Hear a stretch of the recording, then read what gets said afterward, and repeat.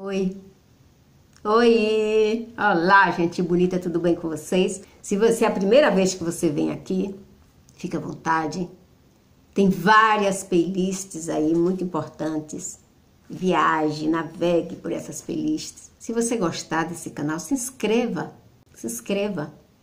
comente, compartilhe, ativa o sininho. Faz tudo que o YouTube pede. O YouTube é exigente. Então você tem que fazer diversas coisas. E como gratidão, eu dou conteúdo para vocês. Esse vídeo de hoje foi um pedido que me fizeram, tá? Para falar sobre triangulação na terapia. Triangulação, que é a terapia de casais em que o psicólogo é o mediador. A terapia de casais está entre os processos mais difíceis da terapia e é uma das funções mais difíceis para o terapeuta. Por quê? Os terapeutas de casais, eles são incentivados, orientados para ser a cola que vai unir aquela relação que está se abrindo, se quebrando, se afastando, para unir aqueles casais que estão se separando. Olha que missão difícil, não é fácil não, gente, é a mais difícil terapia que existe. Por quê? Eu pergunto a vocês, como é que um profissional vai trabalhar, vai lutar para unir um casal quando ele descobre que um dos dois está correndo risco de vida? Como é que ele vai incentivar, trabalhar para um casal continuar junto quando ele sabe que aquela relação é tóxica? Relacionamento tóxico não se resolve em um consultório de terapia. Relacionamento tóxico se resolve em uma delegacia. Então, o profissional tem que trabalhar junto com o conselho de psicologia. Porque quando ele vê que aquele seu cliente está passando por algum problema muito grave, muito sério, para ele não se responsabilizar, né? Se acontecer uma tragédia, ele tem que comunicar ao conselho. E o conselho tem que comunicar à justiça. É irresponsável, errado, dizer que terapia de casais salva todos os casamentos que estão se degringolando. Não é assim. Muitos casais passam alguns meses dentro do consultório de terapia e não salva. Sabe por quê? Porque um já estava fora há muito tempo e o outro não sabia. O terapeuta esclarece, orienta o que está acontecendo. Mas isso não quer dizer que ele vá salvar essa relação. E nem quer dizer também que ele tenha responsabilidade para isso. Não responsabiliza o terapeuta se ele não conseguir. Porque ele não vai obrigar ninguém a ficar junto se um deles não quer. A terapia do casal só funciona se os dois tiverem a fim de sacrificar alguma coisa para continuar junto. Então, a terapia de casais não significa que todos vão sair dali felizes e contentes.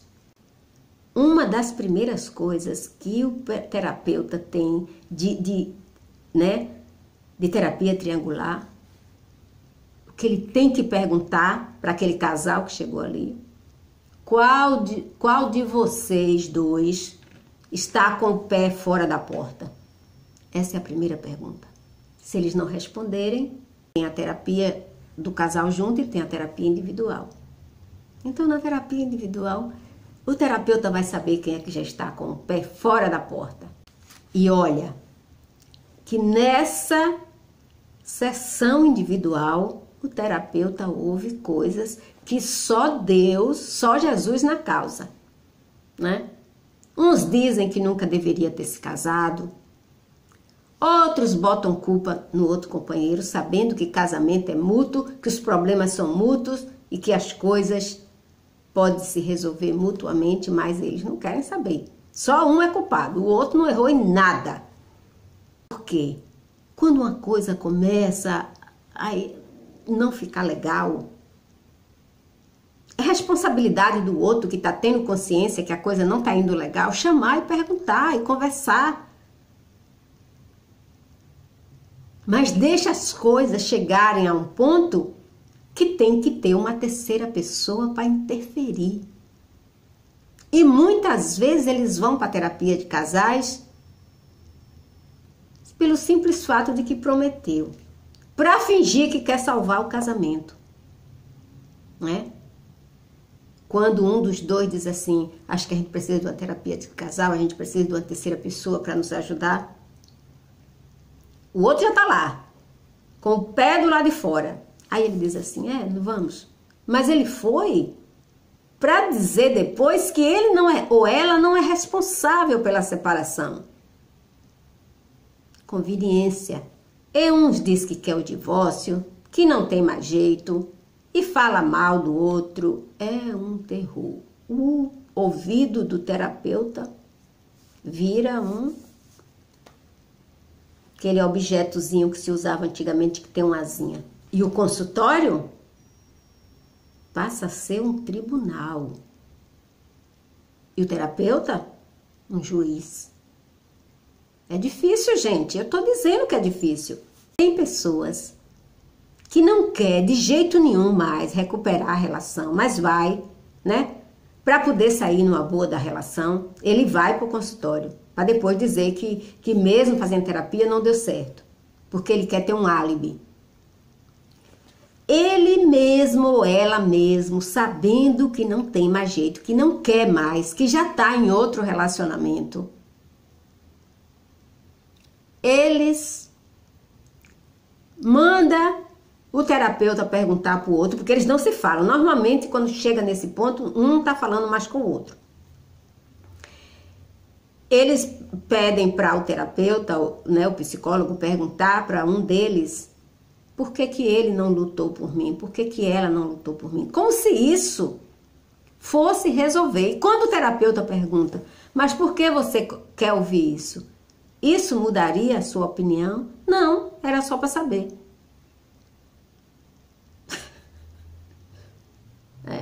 Isso é um consultório de terapia. No final eles dizem, a minha decisão de sair de casa é definitiva. Isso é tão mesquinho, isso é tão estúpido. E eles dizem para o terapeuta, não vale a pena lutar por esse casamento já acabou. O terapeuta pergunta, mas por que você está aqui, se você tem tanta certeza? Ah, porque eu prometi. Então o terapeuta tem que ser experiente, para saber que ele está lidando com mentiras. E que aquele casal, um deles está fazendo terapeuta de bobo. Isso é um consultório de terapia. É isso que acontece lá, a maioria das vezes. Nem se falam, precisa de uma terceira pessoa para intermediar uma conversa. O terapeuta está aqui sentado, um está aqui, outro está aqui, e eles ali, um na frente do outro. Vira para o terapeuta ou para a terapeuta e diz assim, pergunte, fale isso para ele. Pergunte isso a ele, pergunte isso a ela, fale isso para ela. Será que alguém é surdo ali dentro de uma sala? Mas eles não se dirigem ao outro. Eles mandam o terapeuta perguntar, e o terapeuta tem que perguntar.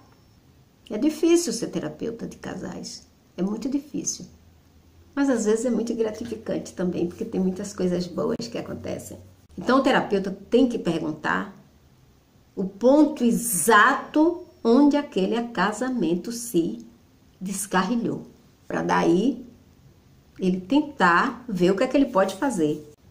Porque eles estão ali, um na frente do outro e um não consegue dizer para o outro. E às vezes dizem coisas pesadas, desagradáveis. E o terapeuta tem que ficar ali calado ouvindo, porque ele ganha para isso. E o mais difícil para um terapeuta de respeito, de responsabilidade, é depois da terapia individual, ele tá ali tentando negociar aquela aproximação, aquela reconciliação, sabendo que um deles está mentindo, porque eles falaram a verdade na terapia individual, mas um diante do outro não fala. E o terapeuta não pode dizer. Ele não está ali para jogar mais lenha na fogueira. Ele está ali para apagar o fogo. Falar através de um terapeuta é bloquear suas emoções. E eles fazem isso como se fosse uma coisa simples. Porque quando você fala com aquela pessoa que você se relaciona, que é seu marido, que é sua esposa, a emoção é diferente do que você está falando para o terapeuta. Às vezes choca o terapeuta, às vezes entristece o terapeuta, constrange, que na maioria das vezes o terapeuta fica constrangido. Dizem coisas para o terapeuta que eles não têm coragem de dizer um para o outro. Um dos maiores problemas que leva os casais para o consultório de terapia de casal é o problema sexual. Principalmente quando a mulher chega na menopausa. Porque aí ela começa a ter uma série de problemas. Às vezes o homem é grosseiro, é rude, é estúpido. Ele não entende, ele não procura saber, né? Ele só quer sentir o prazer, mas não se preocupa com a mulher. E às vezes são coisas que ela não precisava de um consultório de terapia. Ela precisava de ir num ginecologista. Que o problema se resolvia, gente. Mas não. Eles vão para o consultório de terapia para infernizar a vida dos terapeutas. São situações que às vezes não precisam de um psicólogo, precisam de um médico. E muitos casais se separam por causa disso. Uma coisa que pode ser resolvida num consultório médico, num médico de família, num ginecologista. Tanto de um como de outro. Às vezes o homem é diabético, ele começa a perder a potência e ele começa a infernizar a vida da mulher e diz que a culpa é dela. Às vezes ele tem pressão alta também. Existem vários problemas de saúde que diminuem a ereção, que diminuem o desejo, que a pessoa não se sente bem. Aqueles que têm problema cardíaco pensam que vão morrer na hora do orgasmo. Mas isso, eles não cuidam da saúde e ficam dizendo que a culpa é da mulher porque o casamento está acabando. E aí começam as brigas, as confusões, as ofensas. E o terapeuta tem que ser experiente para descobrir que o problema não é de terapia, que o problema é médico. Olha só a situação que chega. Porque eles se sentem confortável que uma terceira pessoa intermedie isso, sabe? Para eles não terem que olhar um na cara do outro para dizer as coisas. Então, para eles, é confortável, é honesto, mas não é ameaçador. Porque quando você diz tete a tete, face to face, é ameaçador. A terapia triangular fala através de um terapeuta. Ele é o intermediador da discussão. Essa discussão circular pode dar resultados satisfatórios ou não, como eu já falei no início. A terapia triangular é dar voz ao que nunca os clientes falariam um para o outro. Terapia, gente, não é uma pílula mágica que vai resolver tudo. Qual é a responsabilidade do terapeuta numa triangulação? É conduzir com cautela qualquer reconciliação. Ter a certeza de que os dois estão tentando o bem-estar da família e não o bem-estar pessoal. O terapeuta tem que, além de tudo, o terapeuta tem que ser um investigador, um detetive. Esse bem-estar tem que estar baseado nos pilares que faz uma família saudável e não no bem-estar pessoal de algum deles. Agora, o que fazer quando na terapia individual um diz que já está em um relacionamento firme, fora de casa, e que só está querendo mesmo o divórcio? Os conselhos orientam a pessoa tentar reconciliação de qualquer jeito. Mas eu pergunto a você, se um deles já está com o pé fora, os dois pés, né? Porque se tem um relacionamento fora, os dois pés já estão fora do primeiro lar. Aí eu pergunto a você, é honesto? É ético você tentar juntar um casamento que já está desmantelado com os dias contados? É ético você fazer sessões sabendo que um já está mentindo? E que você sabe que aquilo não vai dar resultado? Existe terapia que no final você sabe que vai ter uma separação e você tem que dizer, olha, não tem, eu não posso fazer milagre, eu não tenho uma pílula mágica, eu não tenho a varinha de condão. O melhor é vocês se separarem realmente. Porque o outro já confessou lá que só tá ali para agradar, que já está com o pé fora, que tá amando, que tá gostando, que tá apaixonado ou apaixonada. Porque se você tentar reconciliar esse casal, é por poucos meses, não vale a pena. Reconciliar um casamento, trazer a base da família de volta, tem que ser para longo tempo e não para alguns meses. Porque se alguém já está com outro relacionamento, esse casamento não tem salvação. Isso está com os dias contados. Em 1540, aqui na Inglaterra, o arcebispo de uma cidade chamada Canterbury, Thomas Cranmer, ele escreveu no livro de oração comum, pela primeira vez no mundo, a frase, até que a morte os afaste. E em 1662, essa frase foi alterada para até que a morte os separe. Então hoje, quando a gente vê um casal juntos, 30, 40, 50 anos, a gente, né, hoje acha que isso é uma anomalia, quando deveria ser o normal. Hoje, 40 a 50% dos casais que casam pela primeira vez se divorciam. O primeiro casamento. 40 a 50%, gente. É muita gente divorciada. E muitos... Isso a gente está contando o divórcio oficial. Porque muitos estão separados, mas continuam na mesma casa porque eles não têm condições financeiras de manter duas famílias. Ou seja, se manter e manter a família. Então, eles continuam juntos só por isso, mas eles estão separados. Desde 1990, a taxa de pessoas com 50 anos de idade se divorciando aumentou consideravelmente.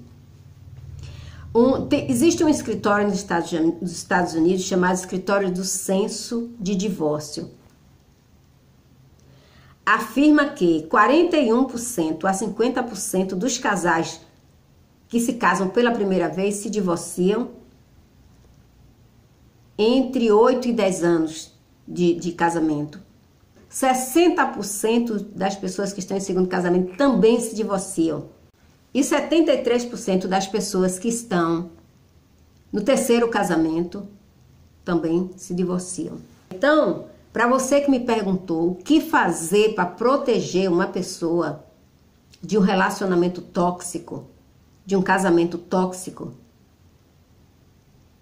eu respondo a você. Terapeuta não protege ninguém de relacionamento tóxico, de relacionamento violento. Quem protege é a polícia. Então, se você está com um caso desse na sua mão, não se responsabilize pelo que vier a acontecer. Oriente essa pessoa a procurar um advogado. Essa pessoa precisa de um advogado, essa pessoa não precisa de um terapeuta. Então, oriente ela a procurar os órgãos oficiais de proteção à mulher. Eu penso que a pessoa usar técnicas mirabolantes para manter um casal que já está separado juntar de novo, aquilo não vai dar certo, gente. É falta de ética Para não dizer que é falta de caráter, né? Porque às vezes, em todas as profissões tem pessoas que usam da profissão para se beneficiar.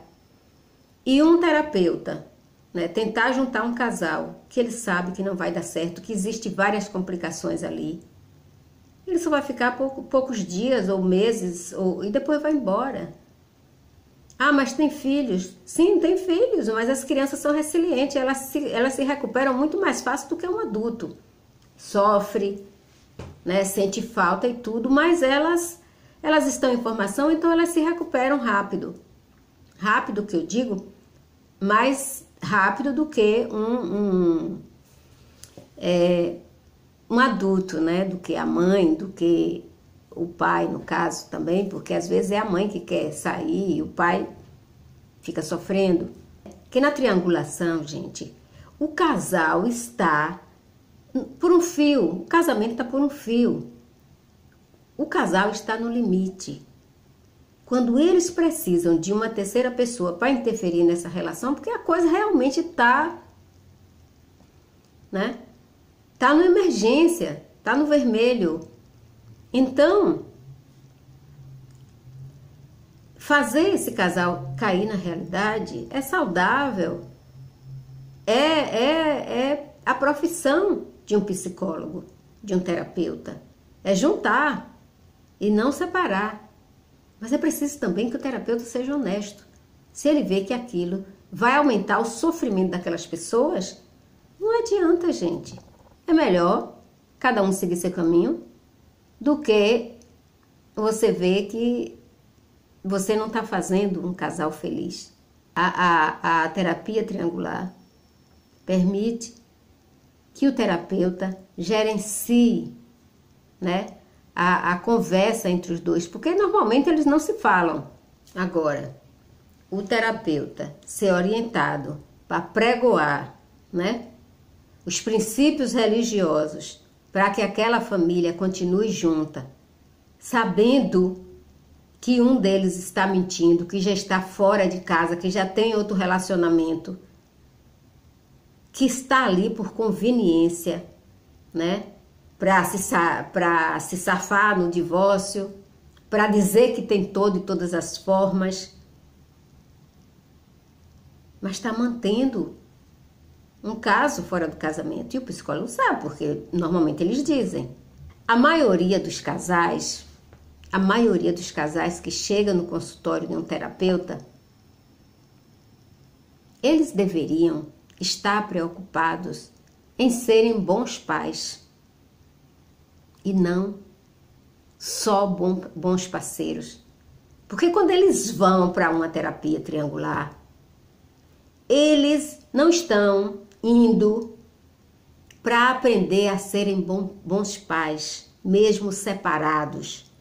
Eles estão tentando salvar a pele deles. Eles não estão preocupados com os filhos. Eles querem salvar a pele deles. Eles querem salvar, um dos dois quer salvar a relação. Porque quando chega a esse ponto, um já não quer mais.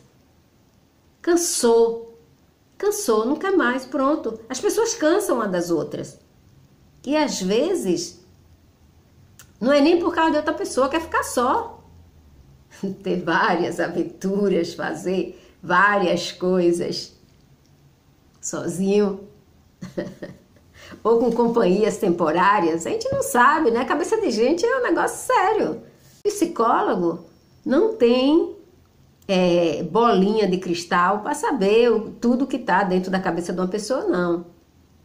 Ele consegue saber uma parte, mas tem gente que guarda seus segredos muito bem guardados que um psicólogo não consegue entrar ali, não.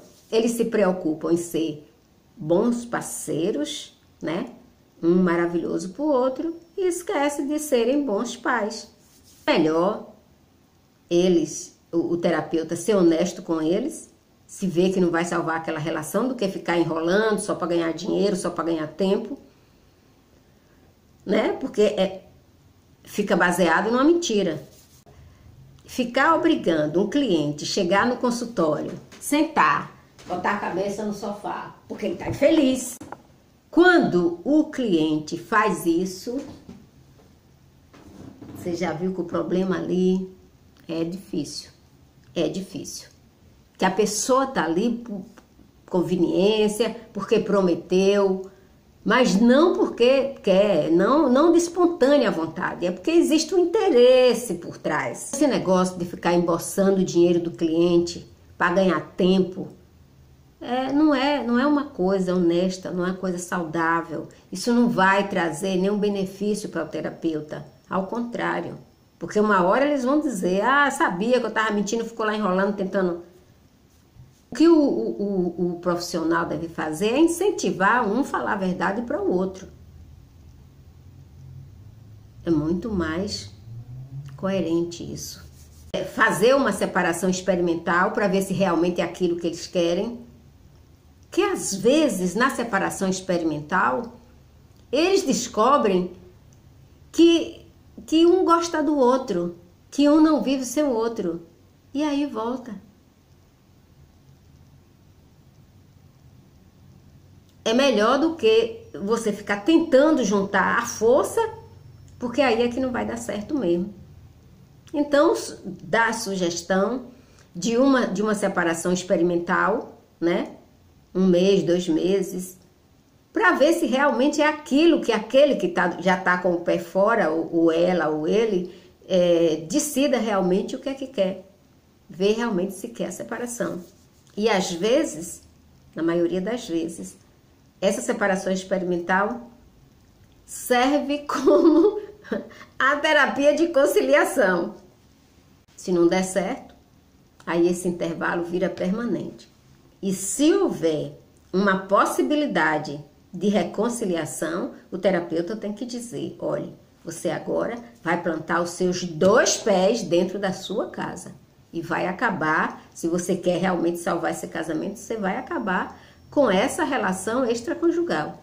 Na triangulação, a coisa mais difícil é o abuso. Quando o terapeuta descobre, que normalmente é a mulher, né? Mas existe homem também que sofre de abuso narcísico, aí é complicado. Aí é aquilo que eu já disse no início, né? Requer habilidade, não colocar a parte fragilizada da vítima numa situação pior do que o que ela já vive, né? E não querer convencer que aquela relação é saudável para ela, quando todo mundo sabe que conviver com uma pessoa narcisista não é saudável para ninguém, nem para o animal, nem para um pet. Se você incentivar isso, você pode ter uma surpresa muito desagradável, se sentir responsável pela vida de alguém, por um suicídio ou outra coisa, né, pior, que a gente nunca sabe do que se passa na mente humana, do que eles são capazes. Para você que me perguntou o que fazer para proteger quando o cliente, né, que sabe que ela está correndo perigo, é orientar ela a procurar os órgãos. E se o órgão pedir sua presença ou algum relatório, você está preparada para fornecer, para dar isso. Ok? Então, beijo no coração, fica com Deus. Gente, faz aquela gratidão, se inscreve, chama seus amigos. Bye.